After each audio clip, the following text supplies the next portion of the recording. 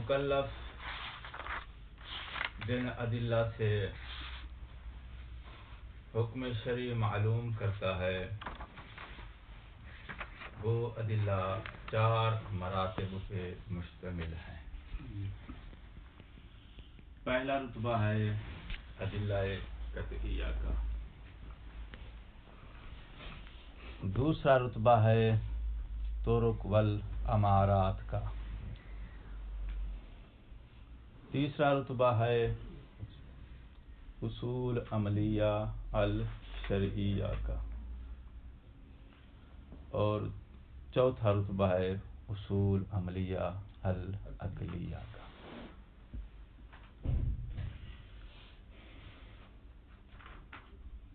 اچھا، علیکم السلام۔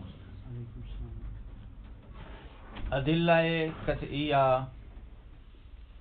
مکلف کو حکم شرعی کا جو علم دیتی ہیں، یہ علم یقینی ہوتا ہے، کیونکہ ادلہ قطعیہ کی حکم شرعی پر دلالت علی نحو الیقین ہوتی ہے، دلالت قطعی ہوتی ہے۔ اچھا، تو ادلہ قطعیہ سے مکلف کو جب حکم شرعی کا علم حاصل ہوتا ہے تو یہ علم قطعی علم ہوتا ہے، اور قطع کی خاصیت یہ ہے کہ جس چیز کے بارے میں انسان کو قطع حاصل ہو جاتا ہے وہ چیز اس انسان کے لیے منجز ہو جاتی ہے۔ منجز کا مطلب یہ ہے کہ مطابق عمل کرنے کی صورت میں وہ مستحق ہے مدح و ثنا کا، اور مخالفت کرنے کی صورت میں مستحق ہے عقوبت و مذمت کا، کیونکہ یہ قطع جس شے کے بارے میں حاصل ہوا ہے اس شے کو اس صاحب کے اوپر منکشف کر دیتا ہے، اس لیے قطع کو بولتے ہیں کاشف، قطع کو بولتے ہیں طریق، طریق یعنی وسیلہ، اس شے کو منکشف کرنے کا، اس شے کو دسترس میں لانے کا۔ قطعی ادلہ کے بعد دوسرا رتبہ کس کا ہے؟ طرق و امارات کا۔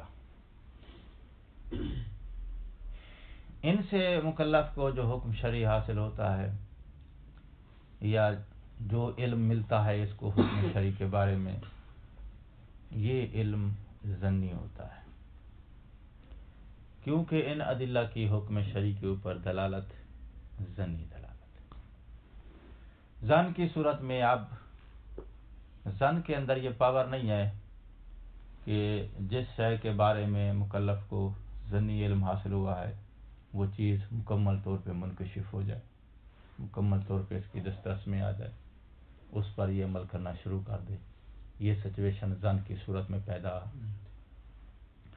تو اب عمل کرے نہ کرے، چھوڑ دے کیا کرے، تو ایسی صورت میں پھر ہم نے ظن کے بارے میں دوسری ادلہ کے پاس ہم نے رجوع کیا کہ بھئی وہ ادلہ ہمیں کیا کہتی ہیں کہ اس ظنی کیفیت پہ عمل کریں یا نہ کریں، ظنی علم کے مطابق مکلف قدم بڑھائے یا نہ بڑھائے۔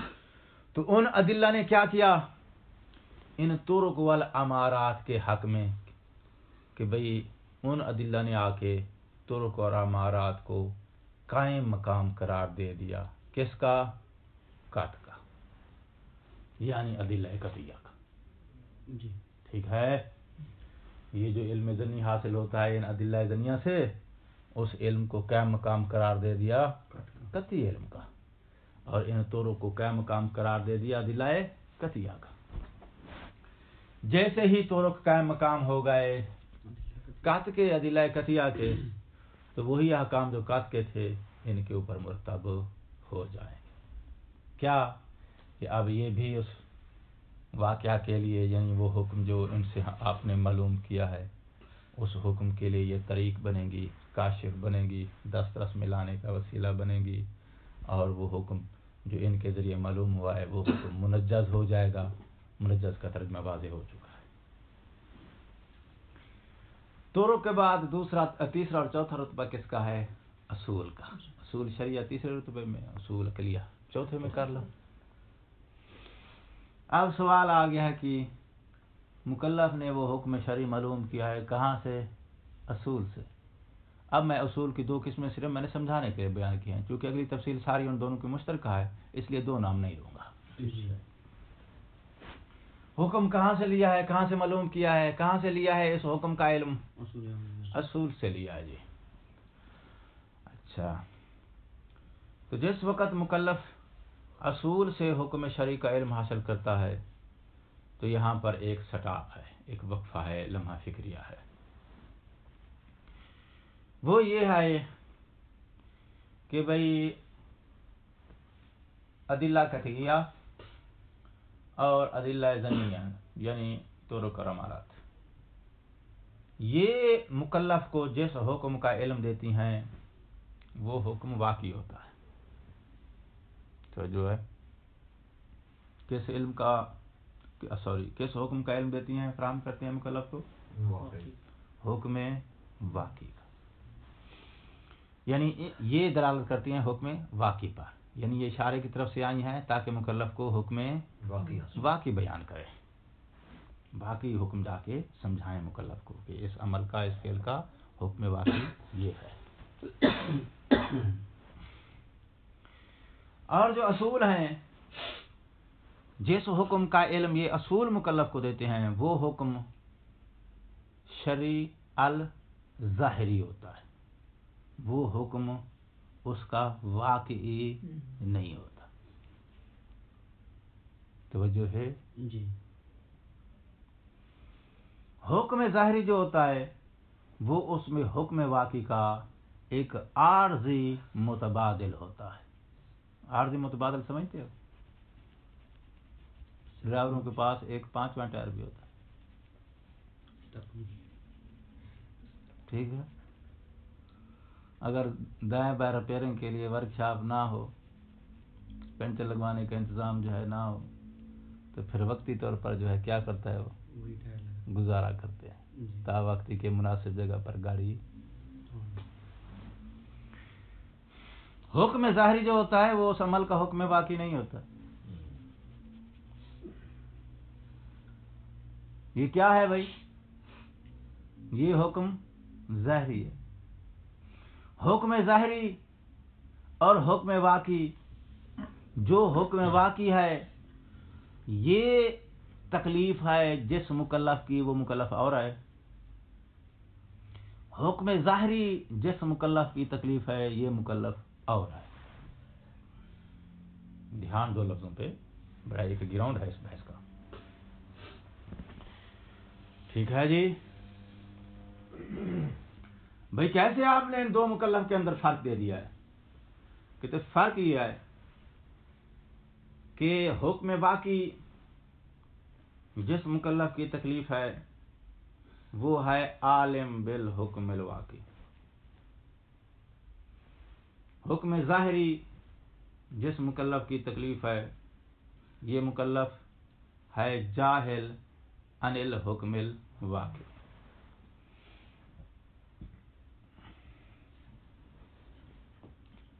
کون ہے یہ؟ جاہل ہے. کس سے جاہل ہے؟ حکم واقعی سے جاہل ہے. اس کا مطلب پھر یہ ہوا کہ اگر حکم واقعی سے وہ عالم ہے تو پھر حکم ظاہری اس کی تکلیف ہے ہی نہیں ہے. جس کی گاڑی کے چاروں پہیے ٹھیک ہیں، وہ بے وقوف ہے کہ صحیح ٹائر کھول کے چھت پہ لگا دے اور اسٹیپنی کو فٹ کر دے. گاڑی برباد کرنی ہے، ٹھیک ہے نا؟ تو اسٹیپنی کی حاجت فقط اسی وقت آ سکتی ہے جس وقت میسر نہیں ہے. کون سا حکم؟ واقعی. دھیان میں آ رہی ہے بات؟ اچھا، تو جو حکم واقعی کا عالم ہے حکم ظاہری اس کی تکلیف نہیں ہے. اس کی تکلیف حکم واقعی ہے. کیوں؟ اس لیے کہ وہ جانتا ہے حکم واقعی فلاں ہے، کیونکہ عالم ہے نا. جب عالم ہے تو حکم واقعی کو جانتا ہے، جب جانتا ہے تو پھر وہی اس کی تکلیف ہے. جو مکلف حکم واقعی کو نہیں جانتا وہ ہے ایسے جاہل. جب جاہل ہے تو حکم واقعی پر عمل ہی کیسے کرے, کیونکہ مجہول پہ عمل نہیں ہو سکتا. ٹھیک ہے جی حکم واقعی مجہول ہے, مکلف اس سے جاہل ہے, لیکن فعل سامنے ہے, انجام دوں پرہیز کروں کچھ پتہ نہیں ہے, حکم معلوم نہیں ہے نا, فعل تو معلوم ہے. ہاں توجہ ہے, سگریٹ ہاتھ میں لگایا ہوا ہے, فعل جو ہے وہ درپے ہے مکلف اس کو انجام دینے کے, تو فعل میسر ہے, فعل معلوم ہے کہ یہ فعل ہے اس وقت جو انجام دینے لگا ہوں, مگر اس فعل کا جو شارع کی طرف سے حکم آیا ہے وہ حکم اس کو معلوم نہیں. ٹھیک ہے, جی جو باڈی ہے لیکن اس باڈی کی آگے شناخت نہیں ہے, حکم فعل موجود ہے مگر فعل کا حکم. اب کیا کرے فعل کے بارے میں؟ تو جس زمانے میں ہم رسائل پڑھ رہے تھے, ہمارے ایک سعودی استاد تھے, تو انہوں نے مثال دی تھی کہ یہ فعل جو ہوتا ہے نا, جس کو انجام دینے کے مکلف درپایا ہوتا ہے, وہ فعل کی سچویشن ایسی ہوتی ہے کہ وہ فعل ہے ایک حرکت, اور انسان آگے چلے تو بھی حرکت سرزد ہوتی ہے, پیچھے جائے تو بھی حرکت ہے, تو ہر دو صورت میں جو ہے وہ حرکت نہیں کر سکتا ہے جب تک معلوم نہ ہو جائے کہ مجھے حرکت کرنی ہے یا حرکت نہیں کرنی ہے. ٹھیک ہے, تو اسے کہتے ہیں حیرت. مکلف پریشان ہے, حیرت کا ترجمہ ہماری زبان میں پریشان. مکلف کیا کرے؟ اچھا, تو اب یہ حکم واقعی سے جاہل ہی نہیں ہے, جہل کے ساتھ ساتھ بیچارہ پریشان بھی ہے. ٹھیک, تو پریشانی کا اب حل آئے گا کدھر سے؟ اصول عملیہ سے. وہ اس کو آگے فراہم کریں گے ایک ظاہری تکلیف کہ اب اس کے مطابق اس عمل کے ساتھ تو سلوک کر, ٹھیک, انجام دینا ہے انجام دے, پرہیز کرنا ہے پرہیز کر. کب تک؟ جب تک حکم واقعی اس کا معلوم نہیں ہو جاتا.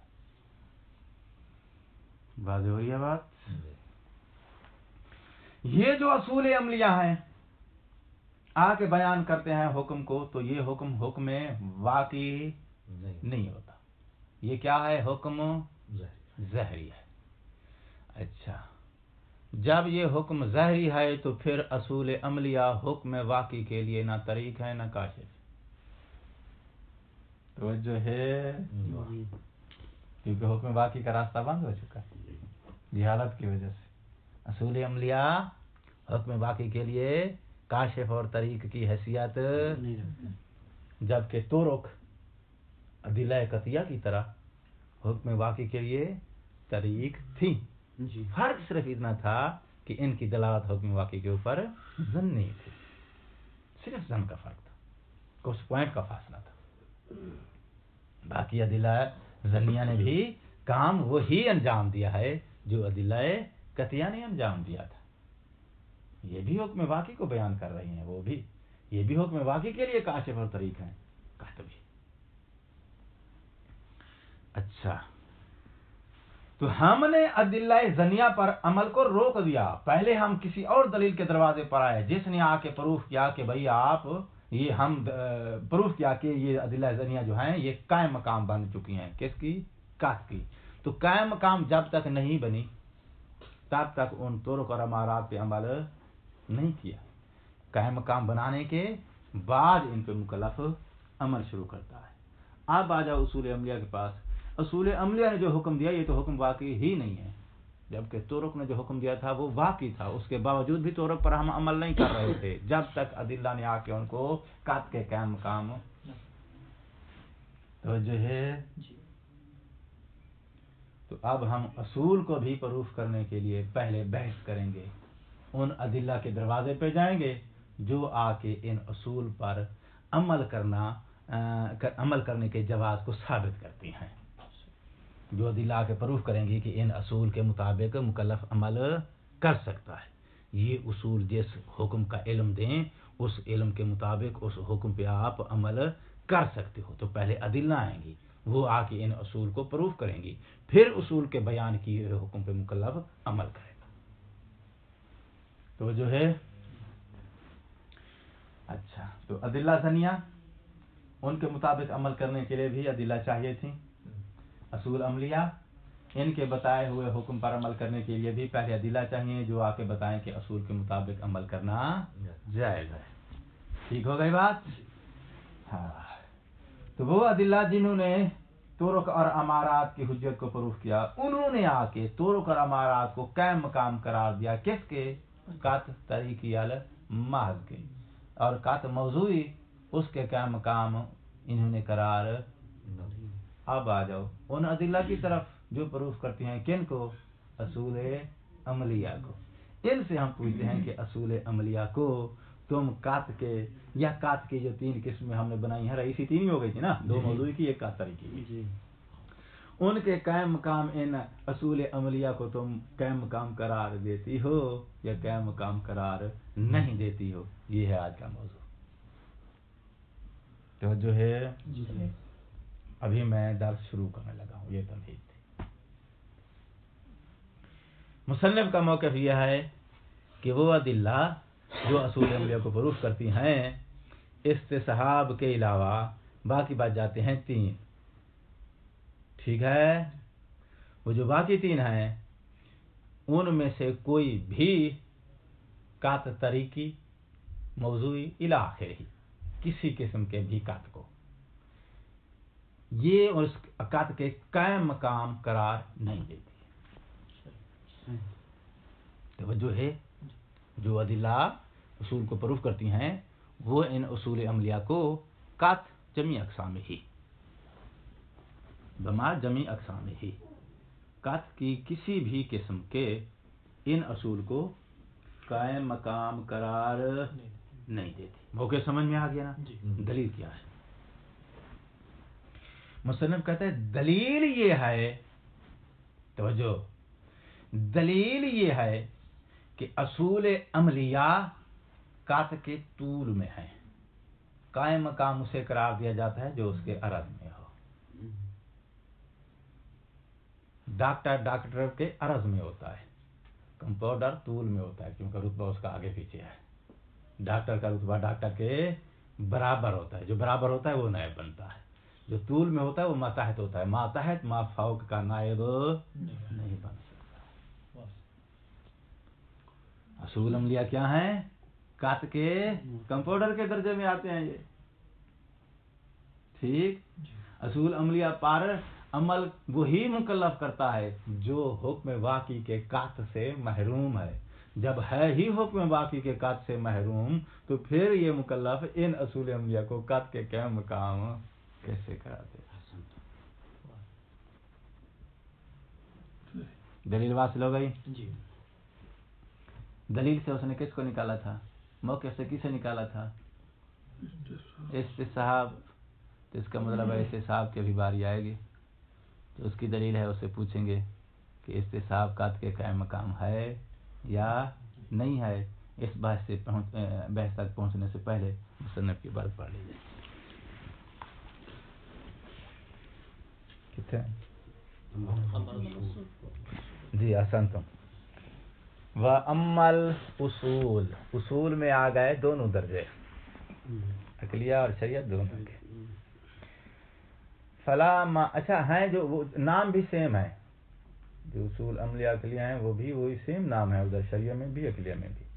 تو ہم ایک بار ان کو شریعہ شمار کرتے ہیں، ایک بار عقلیہ شمار کرتے ہیں. اس کی وجہ کیا ہے؟ اس کی وجہ یہ ہے کہ وہ ادلہ جو ادلہ آ کے ان کو پروف کرتے ہیں اصول کو، جب ہم شریعت سے لے آتے ہیں دلیل شرعی لے آتے ہیں ان کو پروف کرنے والی تو اس وقت یہ اصل شرعی ہو جاتی ہے. جب عقلی دلیل لے آتے ہیں ان کو پروف کرنے کے لیے تو اس وقت یہ اصل عقلی ہو جاتی ہے. ٹھیک ہے جان؟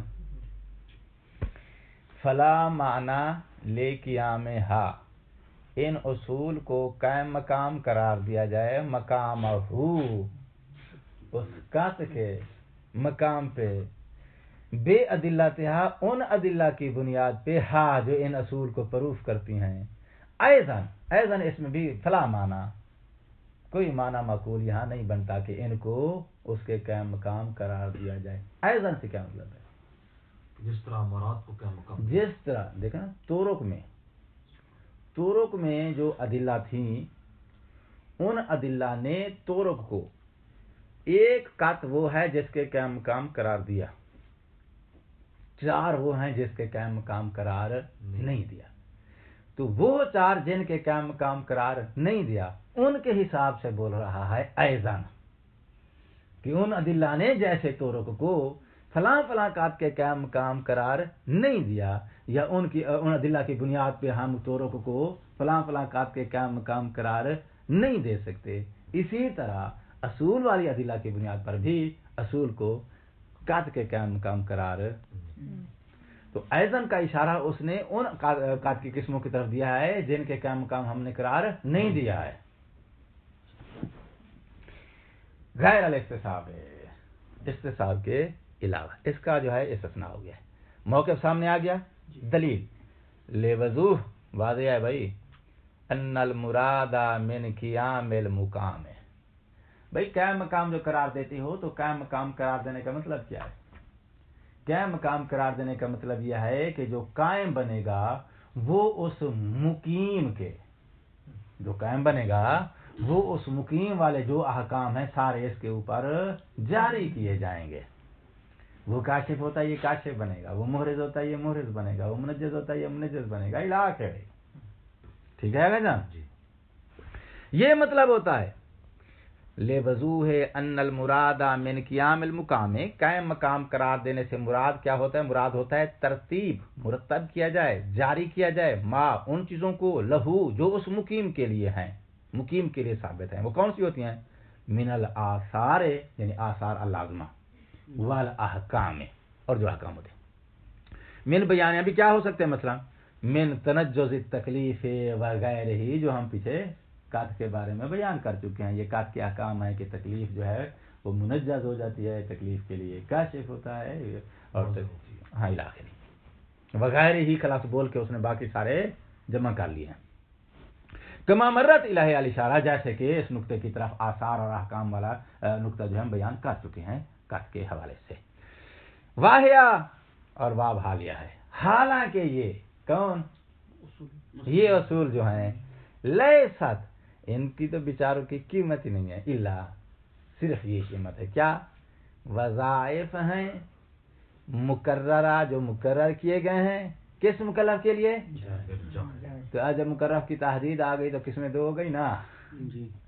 تو ایک مکلف وہ ہے جو عالم ہے حکم واقعی سے، دوسرا وہ ہے جو 2 قسمیں بن گئی نا، تو 2 قسمیں بن گئی، تو ان میں سے جو دوسری قسم ہے یہ اس کا وظیفہ ہے، یہ اس کی تکلیف شرعی ہے۔ کس مقام پہ؟ فی مقامل، جب وہ عمل کے مقام میں بیچارہ کھڑا ہو تو اس کے لیے یہ وظیفہ، اس مکلف، اس قسم کے مکلف کے لیے یہ وظیفہ مقرر کیا گیا ہے شرعاً، یا شریعت کی طرف سے، او عقلاً، شرعاً عقلاً کا اشارہ سمجھ گئے ہو؟ کدھر ہے؟ عقلی اور شریعہ، حسن، جزاکم اللہ خیر۔ موقف دلیل واضح ہو گیا دونوں چیزیں۔ اس کے بعد ایک کیل ہے، کیل اور کال کا جواب ہے، سوال جواب جو بھی ہے۔ توجہ، احتیاط اصول عملیہ میں سے ایک ایسی چیز ہے کہ جس پر عمل کرنے کی صورت میں مکلف کبھی بھی خطا کا مرتکب نہیں ہوتا۔ ٹھیک ہے، احتیاط کی پاور سمجھ آ رہی ہے؟ احتیاط پر عمل کرنے سے کبھی بھی مکلف خطا کا مرتکب نہیں ہوتا۔ اس لیے کہا گیا آل احتیاط سبیل النجات، احتیاط میں نجات کی گھنٹی ہوتی ہے۔ ٹھیک ہے، اچھا، جب احتیاط سبیل النجات ہے، احتیاط پر عمل کرنے سے انسان خطا سے بچ جاتا ہے، تو خطا سے بچ جانے کا مطلب یہ ہوا کہ احتیاط واقع کے لیے، حکم واقعی کے لیے محرز ہے۔ ٹھیک ہے، احتیاط کیا ہوئی؟ حکم واقعی کے لیے محرز۔ احتیاط پر عمل کرنے سے مکلف کو قصد حاصل ہو جاتا ہے، کس بات کا؟ کہ میرا وظیفہ ادا کوئی ایسا مکلف جو احتیاط پہ عمل کر کے پھر بھی پریشان ہے؟ عمران، احتیاط پر عمل کرنے سے اطمینان حاصل ہوتا ہے یا شک کی کیفیت باقی رہتی ہے؟ اطمینان حاصل ہو جاتا ہے نا. اچھا، تو جہاں جہاں بھی احتیاط جاری کی جاتی ہے وہاں مقصد کیا ہوتا ہے؟ حصول الیقین. ٹھیک ہے، روزہ دیر سے کھولتے ہو تاکہ یقین حاصل ہو جائے. کس بات کا؟ کہ روزے کا ٹائم ختم ہو چکا ہے. یہی مقصد ہے نا. روزہ 10 منٹ پہلے بند کر لیتے ہو. نجم مراج اکرام لکھتے ہیں کہ اذان کا وقت یہ ہے، احتیاطاً 10 منٹ یا 5 منٹ پہلے کھانا پینا میں. کیوں بھائی احتیاط؟ تاکہ یقین حاصل ہو جائے کہ روزے کا ٹائم شروع ہونے سے پہلے میں نے کوئی چیز مفت سوم میں سے استعمال نہیں. تو جہاں بھی احتیاط استعمال ہوتی ہے مقصد کیا ہوتا ہے؟ حصول الیقین. جب احتیاط کا مقصد ہی یقین کا حصول ہے اور احتیاط نجات کی سبیل ہے، احتیاط پر عمل کرنے سے انسان ہمیشہ خطا سے گارنٹی ہے، خطا میں نہیں پڑتا ہے وہ. تو آپ نے تو کہا ہے کہ استصحاب کے علاوہ باقی کوئی بھی قط کے کیا مقام ہو. تو احتیاط کے اندر تو ساری خوبیاں وہی ہیں جو قط کے اندر ہیں. وہ بھی واقع کے لیے مورز ہوتا ہے، احتیاط بھی واقع کے لیے مورز ہے، قط بھی واقع کے لیے کاشف ہے، احتیاط بھی حکم واقع کے لیے کاشف ہے. ٹھیک، تو قط کی موافقت اور مخالفت پر بھی ثواب و جزا مرتب ہوتا ہے. احتیاط کی مخالفت موافقت پر بھی ثواب اور جزا مرتب. بھی ساری سچویشن وہی ہے نا جو قط کے اندر ہے، وہی احتیاط کے اندر نظر آ رہی ہے نہیں آ رہی؟ تو پھر تم کیسے کہہ سکتے ہو کہ احتیاط بھی قط کے قائم مقام نہیں بن سکتی، جبکہ ساری خوبیاں احتیاط کے اندر وہی قط والی نظر آ رہی ہے. بات سمجھ میں آ رہی ہے؟ جی. اشکال واضح ہے؟ لا یقال، یہ اشکال نہیں جاری کیا جا سکتا، وارد کیا جا سکتا. کون سا؟ ان الاحتیاط لا باس، یعنی بلا شک، بالقول بے قیام ہی، بلا شک و شبہ یہ قول ہم دے سکتے ہیں کہ یہ قائم ہوتی ہے مقامہ قط کے مقام پہ. کس لحاظ سے؟ فی تنجز تکلیف ہے، تکلیف کے منجز ہونے میں. لو کانا، اگر اس احتیاط والے مورد میں تکلیف واقعی موجود ہے تو یقیناً احتیاط پہ عمل کرنے سے تکلیف واقعی کو انسان درک کر لیتا ہے. ٹھیک ہے جی. لہذا احتیاط کے قط کے قائم مقام ہونے میں لا باس، شک کی گنجائش ہی نہیں ہے. جب شک کی گنجائش نہیں ہے تو تم نے کیسے کہہ دیا کہ بھئی احتیاط قط کے قائم مقام نہیں ہو سکتے؟ جواب، کہتے احتیاط اصل عملی ہے یا عقلی ہے یا شرعی ہے؟ کیونکہ اصول دو ہیں نا جی. ان میں سے احتیاط جو ہے ایک بار ہم اس کو عقلی کہیں گے، ایک بار شرعی کہیں گے. کہتے ہیں اگر تم لے آتے ہو احتیاط کو عقلی، ٹھیک، تو مجھے یہ بتاؤ اس صورت میں قط میں اور احتیاط میں فرق کیا؟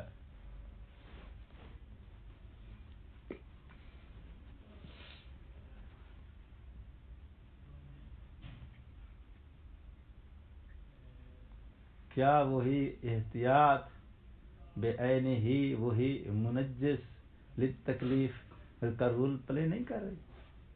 کیا احتیاط کا مطلب یہی ہے کہ اگر اس پہ عمل کرو گے تو مستحق ثواب ہے، خلاف چلو گے تو مستحق عقاب ہے؟ کیا یہی نہیں ہے احتیاط کا مطلب؟ احتیاط کی موافقت مستحق ثواب، احتیاط کی مخالفت مستحق عقاب. کیا یہی ہے نا احتیاط؟ ہاں جی بالکل یہی ہے. قط کا کیا معنی ہے؟ قط کا معنی بھی یہی ہے، قط کی موافقت مستحق ثواب، قط کی مخالفت مستحق عقاب. ٹھیک ہے. کہتے ہیں جب احتیاط عقلی اور قط ان دونوں کے درمیان تم فرق نہیں دے سکتے ہو. کس لحاظ سے؟ ان آثار کے مرتب ہونے کے لحاظ سے. جو آثار مرتب ہوتے تھے قط پہ، وہی سارے مرتب ہو رہے ہیں کس پہ؟ احتیاط پہ. احتیاط کے ذریعے بھی آپ واقعے کو درک کرتے، قط کے ذریعے بھی واقعے کو. قط بھی منجز للتکلیف ہے، احتیاط بھی منجز قط کی موافقت مخالفت پر بھی ثواب و جزا ہے. احتیاط کی وہاں بھی عقل کہہ رہی تھی کیا کہ قط کی مخالفت اور موافقت پر ثواب جزا آئے گا. احتیاط کی مخالفت موافقت پر بھی عقل کہہ رہی ہے کہ جزا اور ثواب، جزا اور سزا ٹھیک ہے نا. وہ کہتا ہے احتیاط عقلی میں اور قط میں فرق ہی نہیں آئے. ایک چیز کو دوسری کا قائم مقام قرار دینے کے لیے پہلے ضروری ہوتی ہے ان دونوں کے درمیان فرق لے آؤ. جیسے دلیل ظنی میں اور دلیل قطعی میں فرق تھا.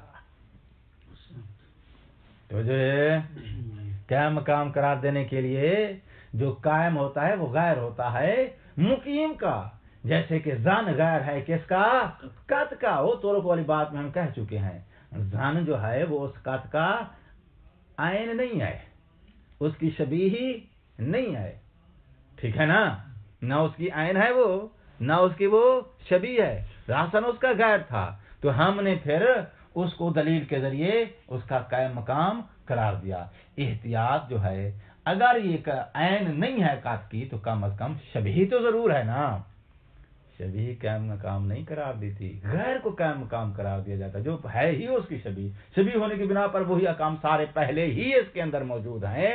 قائم مقام قرار دینے کا مطلب یہ ہے کہ وہ پہلے احکام اس پر موجود نہیں ہے، وہ پہلے احکام اس پہ جاری نہیں ہو رہے. اب ہم قائم مقام قرار دیں گے تاکہ وہ احکام جاری ہو جائیں. تو جو ہے وہ احکام اس پہ جاری نہیں ہے، ہم قائم مقام قرار دے رہے ہیں تاکہ وہ احکام قط والے اس کے اوپر جاری ہو جائیں. احتیاط کے اوپر تو پہلے ہی قط والے احکام جاری ہو رہے ہیں. اب اگر اس کو قائم مقام قرار دے بھی دیتے ہو تو بھی تو وہی احکام ہی جاری ہوں گے نا. تو جو ہے تو احتیاط اس لیے قط کے قائم مقام نہیں قرار دی جا سکتی کیونکہ اس کو قائم مقام قرار دینے کا جو مقصد ہے وہ قائم مقام قرار دینے سے پہلے ہی حاصل ہو چکا ہے. یعنی دوئیت ہے ہی نہیں، غیریت نہیں ہے، یعنی یہ اس کی مغایر نہیں ہے. مغایر کا ترجمہ اس نے دیا ہے کہ اس پر احکام وہ جو اس پہ مرتب ہوتے ہیں اس پہ مرتب نہ ہو. نہ ہونے کی صورت میں یہ اس کا غیر بنے گا. اور احکام کے ترتب میں احتیاط جو ہے وہ قط کی مغایر نہیں ہے کیونکہ اس پر پہلے بھی وہی احکام جاری ہو رہے ہیں. بس ہے تو احتیاط پر جب اس کو قائم مقام بنانے سے پہلے ہی وہی احکام اس سے مرتب ہو رہے ہیں تو قائم مقام قرار دینے کے بعد کیا کرو گے؟ وہی احکام مرتب قرار دو گے نا. تو اس کا مطلب یہ ہے کہ جب قائم مقام قرار دینے سے پہلے قط والے احکام احتیاط کے اوپر مرتب ہو رہے ہیں تو پھر یہ اس کی مغایر نہیں ہے. قائم مقام بنایا جاتا ہے اس کے غیر کو. غیر ہوتا ہے وہ جس کے اوپر قط والے احکام مرتب نہیں ہو رہے. اب ہم قائم مقام قرار دینا چاہتے ہیں تاکہ اس کا مقام پر قائم ہونے کے بعد وہ احکام اس سے مرتب کیے جا سکیں. تو اس پر چونکہ پہلے سے ہی وہی احکام مرتب ہو رہے ہیں تو مرتب ہونے کی بنا پہ اب یہ اس کی مغایر نہیں رہی احکام کی جہت سے. جب مغایر نہیں رہی تو اب قائم مقام قرار دینے کی احتیاج. ٹھیک ہے. اما الاحتیاط علی عقلی، اگر احتیاط لیتے ہو اصول عقلیہ سے فلیس الا نفس حکم العقل بتنجز تکلیف، تو احتیاط کی صورت میں بھی عقل وہی حکم لگا رہی ہے تکلیف کے منجز ہونے کا. جیسے کہ وہاں قط کی صورت میں عقل حکم لگاتی ہے کیا کہ تکلیف تیرے لیے. وہ سارے قط کی صورت میں بھی جو احکام جاری کیے ہیں ہم نے عقل کی روشنی میں جاری کیے ہیں. وہی سارے احکام احتیاط کے اوپر جاری کر رہے ہیں عقل کی روشنی میں. وصیحت العقوبۃ علی مخالفتی، عقل کہہ رہی ہے کہ اس کے خلاف کرو گے تو مستحق عقاب ہو جائے گا. جب عقل وہی سارے احکام جو قط کے اوپر ہم لگا رہے تھے عقل کی روشنی میں وہی احکام سارے عقل کی روشنی میں احتیاط پہ لگ رہے ہیں تو پھر لا شیء مغایر. اب مغایر کا لفظ میں نے بولا ہے تاکہ توضیح ہو جائے. یہاں کوئی شے ایسی ہے ہی نہیں جو اس قط کی مغایر ہو ان احکام میں، یقوم و مقامہ، تاکہ پھر اس کو ہم قائم بنائیں مقامہ قط کے مقام پہ. کیوں؟ فی ھذا الحکم، تاکہ تنجر وغیرہ وغیرہ جو عقلی والے احکام ہیں یہ اس پہ لگائے جا سکیں. مقصد واصل ہو گیا؟ جی. اور اگر وہ لیتے ہو احتیاط کہاں سے؟ اصول عملیہ شرعیت سے، تو اس احتیاط کا کام بھی تو وہی ہے جو عقلی کا ہے. ٹھیک ہے نا؟ اس احتیاط نے بھی تو واقع کو درک کرنا ہے. اطمینان حاصل کرنے کے لیے وہ بھی تو اطمینان ہے، تاکہ مکلف کو کیا ہو جائے؟ اطمینان حاصل ہو جائے. کس کا؟ کہ بھئی میں نے جو تکلیف ادا کی ہے ذمہ بری ہو گیا. تو خوبیاں تو وہی ساری عقلی والی آئیں گی نا اس احتیاط شرعی کے اندر بھی. ٹھیک، تو وہ آثار اور احکام جو عقل کی روشنی میں ہم نے اس عقلی احتیاط عقلی پہ مرتب کیے ہیں، وہی سارے احکام مرتب ہو رہے ہیں کس کے اوپر؟ احتیاط شرعی کے اوپر بھی مرتب ہو رہے ہیں. اب ایسا نہیں ہے کہ احتیاط شرعی جو ہے وہ منجز نہیں ہوتی، عقلی منجز ہوتی ہے. اور احتیاط عقلی احتیاط عقلی جو ہے وہ حکم واقعی کو احراز میں لے آتی ہے، اور یہ احراز میں نہیں لے آتی. اس پر عمل کرنے سے مکلف کو اطمینان حاصل ہوتا ہے، اس کو اطمینان حاصل نہیں ہوتا. یہ جو آثار ہم ڈسکس کر رہے ہیں نا عقل کی روشنی میں جو مرتب ہوتے ہیں، وہ سیم جو احتیاط عقلی پہ آئیں گے وہی سارے احتیاط شرعی پر بھی آئیں گے. ٹھیک ہے نا؟ جب سیم وہی سارے احتیاط شرعی پہ آئیں گے تو پھر مطلوب تو یہی احکام جاری کرنے ہیں. تو شرعی کے اندر بھی وہی سارے آثار موجود ہیں. جب موجود ہیں تو شرعی کو بھی آپ قط کے قائم مقام قرار دو. ٹھیک ہے نا؟ مصنف کہتا ہے بالکل اس بات کو مانتا ہوں کہ احتیاط شرعی کے اوپر بھی وہی احتیاط عقلی والے احکام مرتب ہو رہے ہیں. مرتب ہونے کی صورت میں یہ بھی اس قط کے قائم مقام ہونی چاہیے. ٹھیک ہے؟ یا اس کی شبیہ ہونی چاہیے، لیکن پھر بھی ہم کریں گے نہیں. اس کا مطلب یہ احتیاط میں آ کے اس نے جو ہے وہ نظریہ تقسیم کر دیا.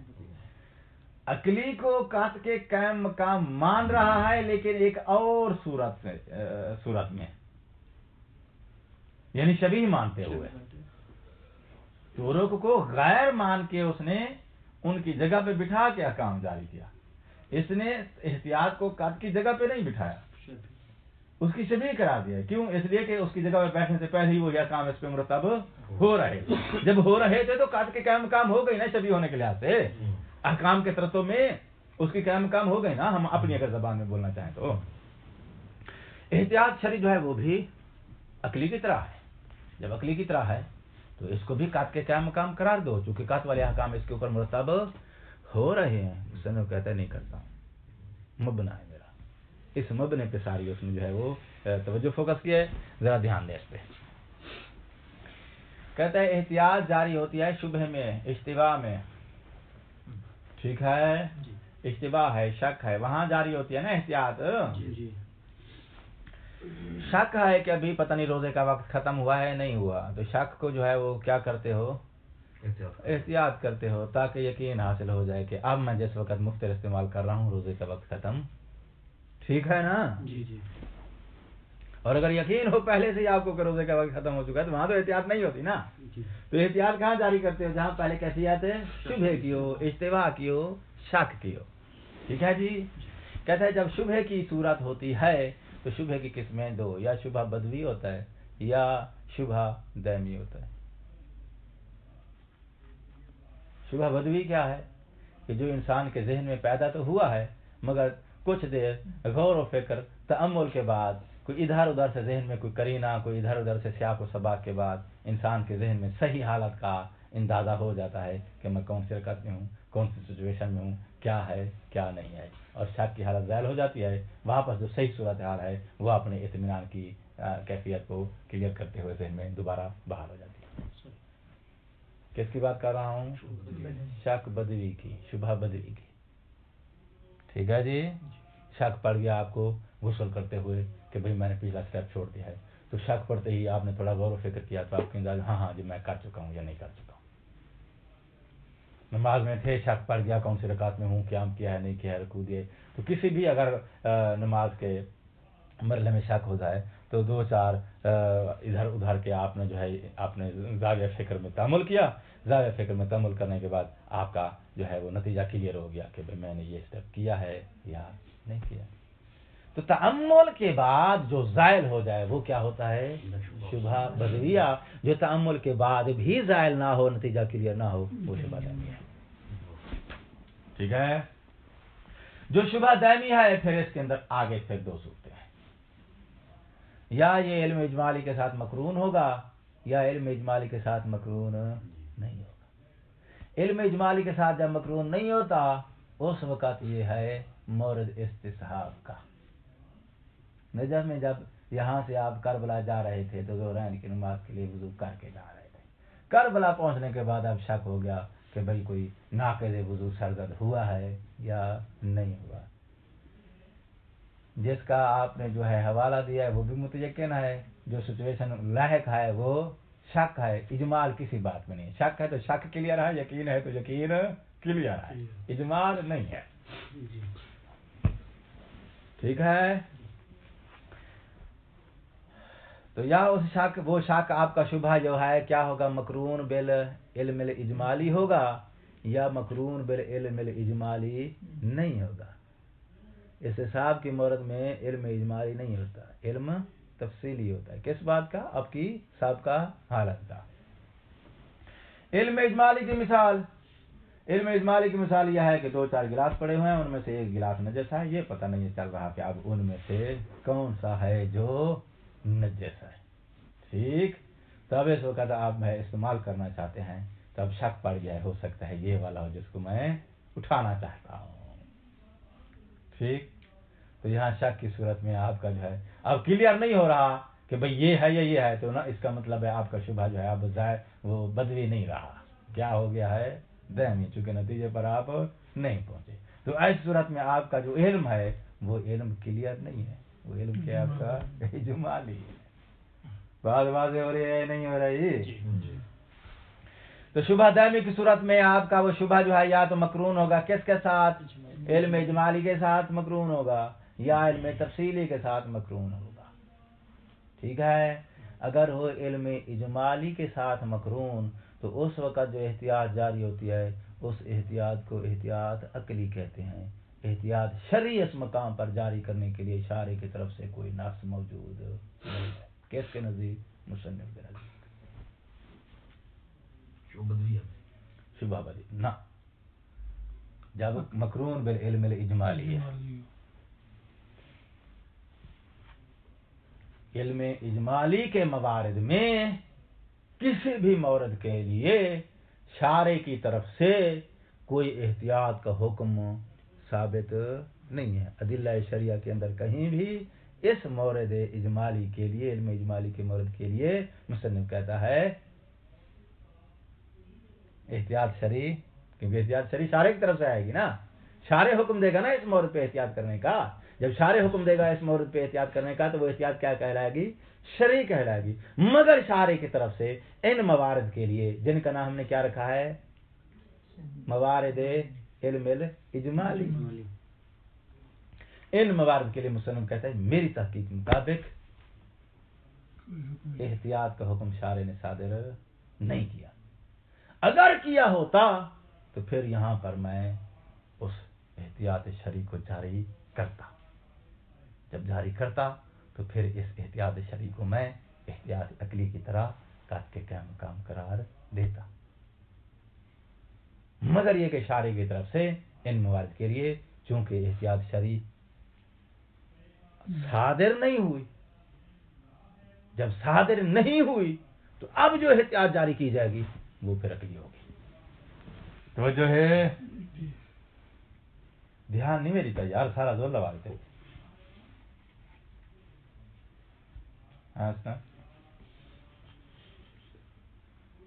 کون پہنچا ہے اس فکر تک، کون نہیں پہنچا ہے؟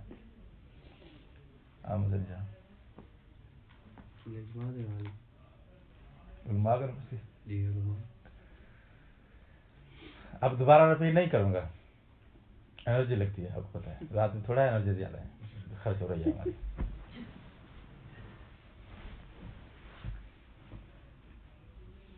شبہ یا بدوی ہے یا دائمی ہے. دائمی کی کتنی قسمیں ہیں؟ 2. یا وہ دائمی جو ہے مقرون بالعلم اجمالی ہوگا یا مقرون بالعلم تفصیلی ہوگا. علم 2 ہی ہیں، یا اجمالی ہے تفصیلی. تفصیلی کی صورت میں ہر شے کا کلیئر پتہ ہوتا ہے. اجمالی کی صورت میں علم ہے مگر یہ کہ تعین نہیں ہوتی. ٹھیک ہے. اچھا، تو ٹوٹل شبہ کی کتنی قسمیں ہو گئی؟ 3. شبہ بدویہ اور آگے مقرون بالعلم اجمالی، مقرون بالعلم تفصیلی. کلیئر ہے؟ اب آ جاؤ. تفصیلی میں تو شبہ ہوتی نہیں ہے، تو یقین ہوتا تفصیلی. تفصیلی میں شبہ ہوتا ہے. شبہ ممانی شک کو لے رہا ہو. جس وقت آپ وضو کر کے نجف سے چلے تھے، کربلا پہنچے اور وہاں جا کے شک ہو گیا کہ وضو وہی باقی ہے یا باقی نہیں ہے، تو پچھلے وضو کا بھی یقین ہے، آگے جو حال آپ کے ذہن میں ابھی موجودہ حالت چل رہی ہے وہ مشکوک ہے، تو شک بھی آپ کا کلیئر ہے. جس بات میں شک ہے، جس بات میں یقین ہے وہ بھی کلیئر ہے کہ کس بات میں یقین ہے. کس میں کلیئر ہو گئی ہیں، تو پھر اگلی بات سمجھ میں آئے گی. اگر وہاں تفصیلی اجمالی بنانے بیٹھ گئے ہو تو پھر اگلی بات جاتی رہے گی. مہربانی کریں. ہاں جی، وقفہ کافی ہے اتنا. اچھا، مصنف کہتا ہے اگر وہ مورد جو شک کا ہے وہ مقرون ہے علم تفصیلی کے ساتھ تو یہاں پر استصحاب جاری ہوتا ہے، احتیاط جاری نہیں ہوتی. جی، اس کو سائڈ پہ لگا دو. اگر وہ مقرون ہے علم اجمالی کے ساتھ تو یہاں پر احتیاط جاری ہوتی ہے. توجہ، لیکن کون سی احتیاط جاری ہوتا ہے؟ عقلی یا شرعی؟ کہتے ہیں شرعی تو اشارے کی طرف سے صادر نہیں ہوئی. جب وہ صادر نہیں ہوئی تو پھر جو جاری ہوگی لا محالہ وہ کون سی ہوگی؟ عقلی ہوگی. تو پھر ہم نے علم اجمالی کا مورد کس کو دے دیا؟ احتیاط عقلی کو. باقی رہ گیا ہمارے پاس ایک مورد. کون سا ہے وہ؟ شبہ بدویہ کا. تو شبہ بدویہ میں احتیاط جاری کرنے کی ضرورت ہی نہیں ہے، کیونکہ کچھ دیر کے بعد شبہ خود بخود زائل ہو جاتا. ٹھیک ہے. نتیجہ کیا نکلا؟ وہ کہتا ہے کہ میں احتیاط شرعی کا قائل ہوں مگر یہ کہ اس کے مورد استعمال کے لیے کوئی میرے پاس مورد نہیں ہے جس مورد کے بارے میں شارع نے کہا ہو کہ اس مورد میں احتیاط شرعی کو جاری کرنا. لہذا احتیاط شرعی جو ہے لا مصداق لہ فی مقام الامر. ٹھیک ہے. احتیاط شرعی فقط کیا ہے؟ بحث ہے، نظریہ ہے. اما النقلی، کون؟ نقلی یعنی شریعہ سنت. فالزام الشارع بہی، شارع لازم قرار دیتا ہے بہی اس احتیاط کو. ٹھیک، یہ ہو گئی شرعی. وَإِنْ كَانَ مِمَّا، اگرچہ یہ احتیاط بھی مما ان چیزوں میں سے ہے جو چیزیں یوجب التنجز وصیحت العقوبت علی المخالفت کالقطع، یعنی اگرچہ یہ بھی مانند ہے کس کے؟ احتیاط عقلی کے. احسنت. یہ بھی مانند ہے احتیاط عقلی کے، جیسے کہ وہ قط کی مانند تھی، یہ احتیاط شرعی بھی قط کی مانند ہے. جیسے اس پر قط والے آثار مرتب ہو رہے ہیں اس پر بھی وہی آثار مرتب ہوتے ہیں. الا مگر انہ لا نقول بہی، لیکن ہم احتیاط شرعی کو شبہ بدویہ میں جاری کرنے کے قائل نہیں ہیں. باقی رہ گئے دو میں سے ایک تو مل گیا ویسے ہی استصحاب کو، باقی رہ گیا ایک. کون سا؟ وہ کون سا ہے؟ مقرون بالعلم الاجمالی ولا یکون بنقلین، اور وہ احتیاط جو جاری ہوتی ہے فعل مقرونات بالعلم الاجمالی، علم اجمالی کے مقرون والے مورد میں، ولا یکون بنقلین، وہ والی احتیاط تو نقلی ہوتی ہی نہیں ہے، وہ تو احتیاط شرعی ہوتی ہے. سوری، احتیاط عقلی ہوتی ہے. احسنتم. واضح ہو گئی بات؟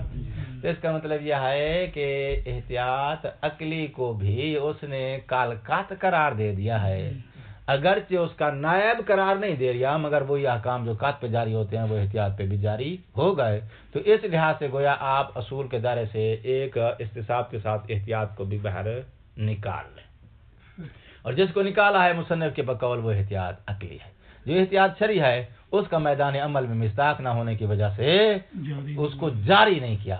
اگر مصداق مل جائے تو پھر اس کا مطلب ہے یہ بھی احتیاط عقلی کی طرح وہی احکام اس پہ بھی مرتب ہو رہے تھے. ٹھیک ہو گئی بات؟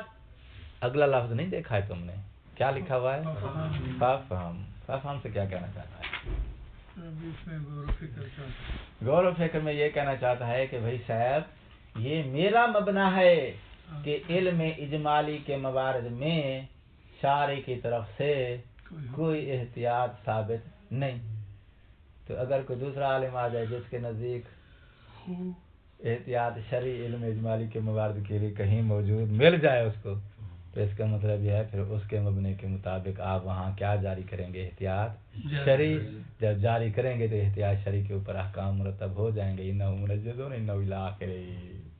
ٹھیک ہو گئی بات؟ جی. اور علماء نے اس کی مثال دی ہے کس کی؟ جہات اربع کی، کہ ایک مکلف جنگل میں جا رہا ہے. جنگل میں جانے کی صورت میں کسی سائل نے یہ سوال پوچھا تھا کہ مولا اگر کوئی بندہ صحرا میں جا رہا ہے، جہت قبلہ کی تعین نہیں ہو رہی، تو مکلف اب کیا کرے؟ مولا نے فرمایا احتیاط پہ عمل کرے کہ ایک نماز اس طرح، ایک نماز اس طرح الی آخرہ پڑھے، تاکہ اس کو یقین ہو جائے کہ ان میں سے ایک نماز اس کے لا محالہ ایسی پڑھی ہے جو رخبہ قبلہ تھی.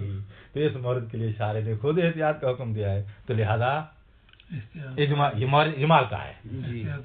ٹھیک ہے نا؟ علم اجمالی کا مرد ہے نا، علم اجمالی کے مرد میں شارع کی طرف سے احتیاط کے صادر ہونے کی ایک مثال مل گئی ہے.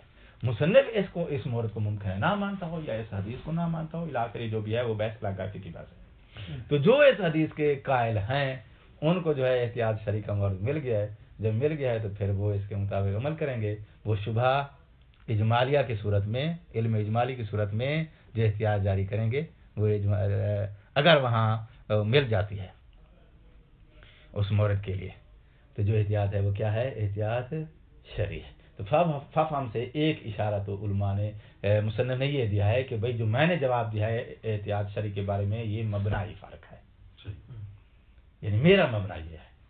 دوسرا مد مقابل کا مبنی کہ جس کو احتیاط شرعی مل جاتی ہے شبہ اجمالیہ کے مورد کے لیے، تو وہ اسی کے مطابق عمل کرے گا. جب عمل کرے گا تو یہ احتیاط کا مقام ہو جائے گی احتیاط عقلیہ کی.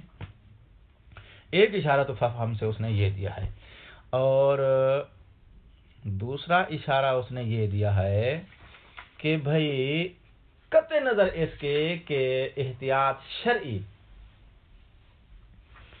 اس کے جریان کا مورد ملتا ہے، جریان کا مورد نہیں ملتا ہے، اس مورد استعمال کو چھوڑیں، آپ اس کی اپنی کوالٹی کی بات کریں کہ کوالٹی کے لحاظ سے احتیاط بما ہوا احتیاط دیکھا جائے تو آیا اس پہ وہ قات والے آثار مرتب ہوتے ہیں نہیں ہوتے؟ کہتے ہیں آثار مرتب ہوتے ہیں. ٹھیک ہے؟ قطع نظر اس کے مورد، آپ نے تو مورد استعمال کو دخل دے دیا نا. مورد استعمال کو دخل نہ دے، ایک چیز اگر نہیں بکی ہے تو کیا اس کی کوالٹی میں فرق آ جائے گا؟ نہیں، اس کے استعمال کا مورد ملا تو نہیں ملا، مگر یہ کہ ہم نے اس کے ساتھ معاملہ جو کرنا ہے یا اس کا ریٹ لگانا ہے اس کی اپنی کوالٹی کو دیکھ کے لگانا ہے. اس پر جو آثار قات والے ہم مرتب کر رہے ہیں اس کی کوالٹی کو دیکھ کے لگا رہے ہیں، نہ کہ اس کے استعمال کو دیکھ کے لگا رہے ہیں کہ اس کے استعمال کا مورد ہمیں ملتا ہے یا نہیں ملتا. تو کوالٹی کے لحاظ سے دیکھا جائے تو احتیاط شرعی کے اوپر بھی وہی آثار مرتب ہو جاتے ہیں. کل ملا کے نتیجہ یہ نکلا کہ اصول عملیہ میں سے 2 پر قات والے آثار مرتب ہوتے ہیں، 2 پر آثار مرتب نہیں ہوتے. استثناء کیا تھا استصحاب کا، جس کو میں مکمل نہیں کر سکا ہوں. انشاءاللہ یاتی کلام گرم. السلام علیکم ورحمۃ اللہ وبرکاتہ.